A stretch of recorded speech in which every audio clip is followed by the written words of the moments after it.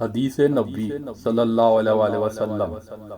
رسول اللہ صلی اللہ علیہ وآلہ وسلم نے فرمایا، رمضان کے آخری عشرے میں شب قدر تلاش کرو، پھر اگر تم میں سے کوئی کمزوری دکھائے یا عاجز ہو جائے تو آخری 7 راتوں میں سستی نہ کرے۔ حدیث نبوی صلی اللہ علیہ وآلہ وسلم۔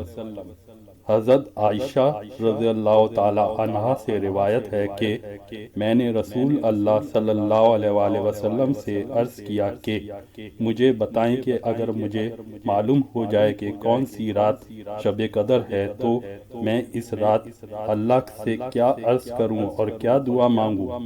آپ صلی اللہ علیہ وآلہ وسلم نے فرمایا، یہ عرض کرو، اللہم انکا عفو کریم تحب العفو فاعف عنی، اے میرے اللہ تو معاف فرمانے والا اور بڑا کرم فرمانے والا ہے اور معاف کر دینا تجھے پسند ہے، پس تو میری خطائیں معاف فرما دے۔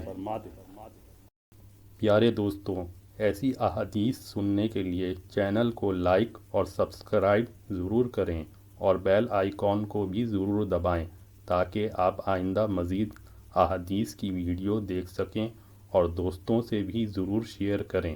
جزاک اللہ۔